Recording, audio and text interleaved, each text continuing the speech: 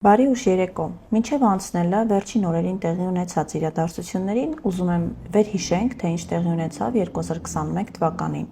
Ինչպես հիշում եք, ձևավորվեց հայրենիքի փրկության շարժումը, ՀՓՇ-ն, որի արդյունքը եղավ այն, որ անցկացվեցին արտահերթ խորհրդարանական ընտրություններ։ Ինչպես հիշում եք, երկրորդ նախագահ Ռոբերտ Քոչարյանը հայտարարեց, որ պայքարում է իշխանափոխության համար եւ ազգային ժողով մտնելու օրակարգը իրենց լինելու է Նիկոլ Փաշինյանի հեռացումը։ Արդյունքում 2021 թվականի ընտրություններով տեղի ունեցավ ընդամենը մեկ բան՝ լեգիտիմացվեց կապիտուլյացիան։ 2021 թվականի ընտրություններին, անկախ նրանից, թե ինչ ձևակերպումներ էին տալիս Նիկոլ Փաշինյանին քաղաքացիական պայմանագիր կուսակցությանը, եղավ մի փաստ։ Այդ բոլոր ուժերը Նիկոլ Փաշինյանի կողմից կազմակերպված ընտրություններին մասնակցեցին եւ ընդունեցին արդյունքները, ընդունեցին փաստացի գնալով ազգային ժողով։ Հիմա վերադառնանք մեր օրեր։ 2026 թվականին Սամվել Կարապետյանը ձևավորեց Ուժեղ Հայաստան կուսակցությունը։ Ուժեղ Հայաստան կուսակցությունը, ինչպես հիշում եք, ձևավորվեց մեր ձևով շարժումից։ Այսինքն Սամվել Կարապետյանը հայտարարություն արեց լրագրողի հետ զրույցում, որ իրենք եկեղեցու հետ կապված հարձակումները Նիկոլ Փաշինյանի կողմից կլուծեն իրենց ձևով, մեր ձևով, ինչի արդյունքում կալանավորվեց, հետապնդվեց եւ ձևավորվեց մեր ձևով շարժումը։ Այնուհետև այդ շարժումը վերածվեց Ուժեղ Հայաստան կուսակցության, որը խոստանում էր իշխանափոխություն, որը խոստանում էր, որ 2026 թվականի հունիսի 8-ին Հայաստանի վարչապետը լինելու Սամվել Կարապետյանը։ Հենց այս խոստման շնորհիվ բազմաթիվ Հայաստանի Հանրապետության քաղաքացիներ գնացին ընտրություններին եւ ձայն տվեցին Սամվել Կարապետյանին։ Հիմա Սամվել Կարապետյանը լրագրողների հետ զրույցում բոլոր այն մարդկանց, որոնք քննադատում են Ուժեղ Հայաստանի գործունեությունը, իր գործունեությունը, անվանում են նիկոլականներ եւ ասում է, որ նրանք սադրում են, որպեսզի իրենք մանդատները չվերցնեն։ Փաստացի 2026 թվականին Ուժեղ Հայաստան կուսակցությունը ընտրություններին մասնակցեց մեկ օրակարգով՝ Նիկոլ Փաշինյանին հեռացնելու օրակարգով։ Այնուհետև ընտրություններից հետո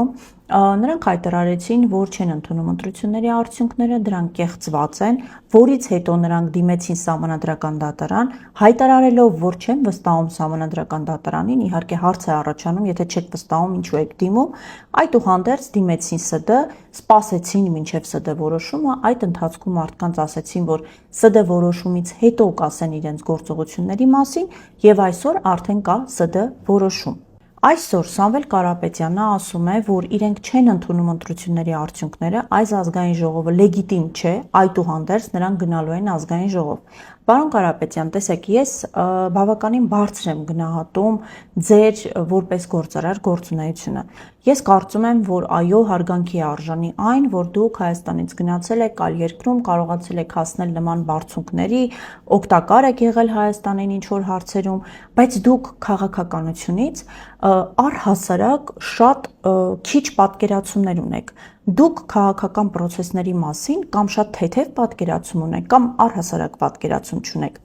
Երբ դուք գնում եք ազգային ժողով, այսինքն ձեր ֆրակցիան, դուք դրանով արդեն լեգիտիմացնում եք ազգային ժողովը, այսինքն չկա երկրորդ տարբերակ, երրորդ տարբերակ, չի կարող այնպես լինել, որ ձեր ֆրակցիան գնա ազգային ժողով եւ այդ ազգային ժողովը լեգիտիմ չլինի։ Հիմա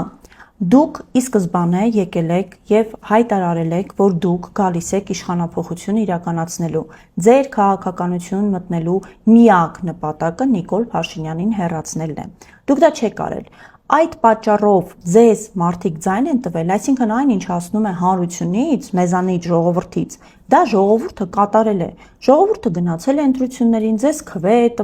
տվել է շատ ավելին, քան նույնիսկ դուք կարող եք պատկերացնել։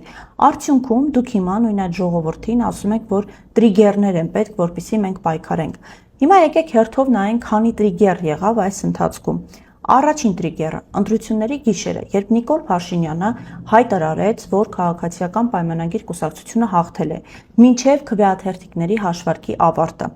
Տեսեք, դուք դրան ի պատասխան, եթե իրական ընդդիմություն եք եւ եթե ցանկություն ունեք իրոք պայքարել Նիկոլ Փաշինյանի դեմ, որպես ընդդիմություն պետք է հայտարարեիք, որ ՀՊ-ն չի հաղթել։ Ներկայացնեք այն ընտրախախտումները հենց այդ գիշերը եւ սկսեիք պայքար հենց այդ օրվանից։ Երկրորդ տրիգերը։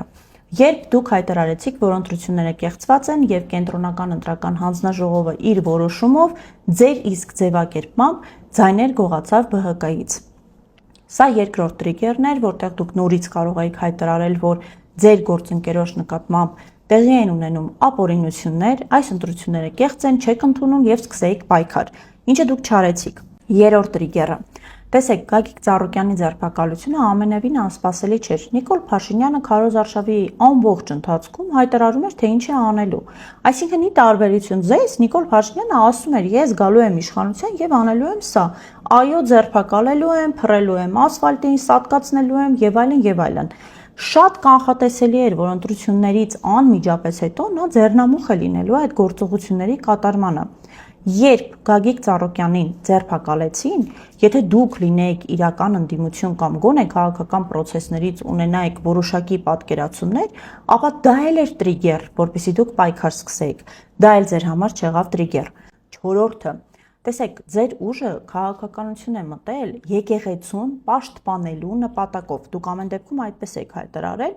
բայց միևնույն ժամանակ այստեղ ես որոշակի վերապահումներ կանեմ, քանի որ դուք քաղաքականությունը մտաք ձեր կալանքից հետո, այսինքն եկեղեցուն պաշտպանելու մասին հայտարարությունից հետո, եթե ձեզ չկալանավորեին, շատ հնարավոր է դուք չմտնեիք քաղաքականություն։ Այդուհանդերձ ձեր քաղաքական օրակարգում հայ առաքելական եկեղեցու պաշտպանությունը պետք է լինի առաջնային կետում, որովհետև դա հենց այն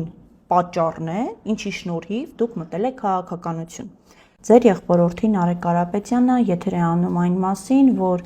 ռուս հաղորդավարները պրանկ են արել, ըստ որի Նիկոլ Փաշինյանի հետ, իբր Նիկոլ Փաշինյանի հետ խոսում է ԵԱՀԿ գլխավոր քարտուղարը,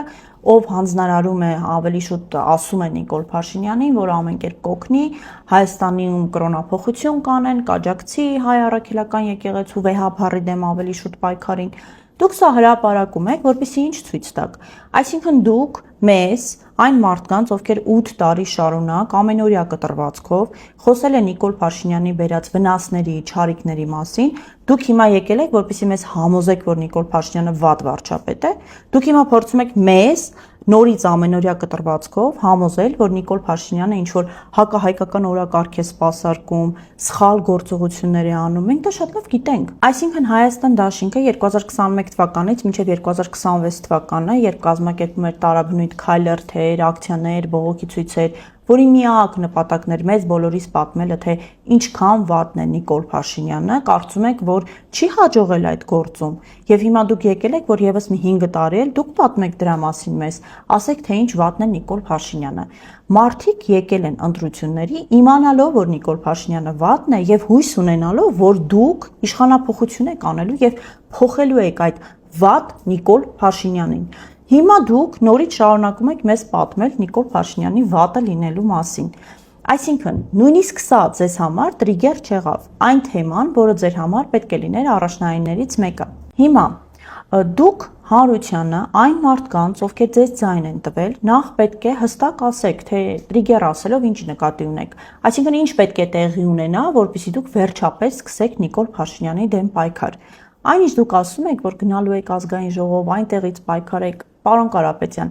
այդ հեքիաթները, այդ լապշաները մի անգամ արդեն հայ ժողովուրդը լսել է։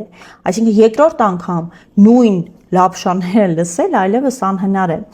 Այն, ինչ որ դուք ներկայացնում եք որպես հաղթանակ, որ ազգային ժողովում Նիկոլ Փաշինյանը չունի սահմանադրական մեծամասնություն, 5 ձայն է կարծեմ պակասում, որպեսզի Նիկոլ Փաշինյանը սահմանադրական փոփոխություններ իրականացնի, հանրաքվեի ավելի շուտ օրինագիծը դնի, ես ձեզ երաշխավորում եմ, 100% երաշխավորում եմ, տեսեք ասում եմ, եթե Նիկոլ Փաշինյանին պետք եղավ այդ 5 ձայնը, նա փակ քվեարկությամբ յուրաքանչյուր հարց, յուրաքանչյուր անցկացնելու է, ձեզանից վերցնելով թե 5 ձայն, թե եթե պետք լինի 10 ձայն։ Ես դա ամենայն պատասխանատվությամբ, ի տարբերություն շատ տղամարդ քաղաքական գործիչների, երբ ես մի բան ասում եմ, ես վստահ եմ դրանում։ Ես ձեզ երաշխավորում եմ։ Եթե Նիկոլ Փաշինյանին պետք լինի սահմանադրական մեծամասնություն, նա դա ունենալու է։ Երկրորդը, դուք հայտարարում եք, որ եթե դուք չվերցնեիք մանդատները եւ չգնայիք ազգային ժողով, ապա Նիկոլ Փաշինյանը Սահմանադրական դատարանին կհանձնարարեր, որպեսզի որոշում կայացնեին, որ ձեր փոխարեն գնային այլ ուժեր։ Սա նոնսենս է։ Սա անհնարին բան է։ Սա հենց Նիկոլ Փաշինյանի թիմակիցների կողմից շրջանառված կեղծ թեզ է, որպեսզի ձեզ օգնի, որ դուք հիմնավորեք ազգային ժողով գնալը։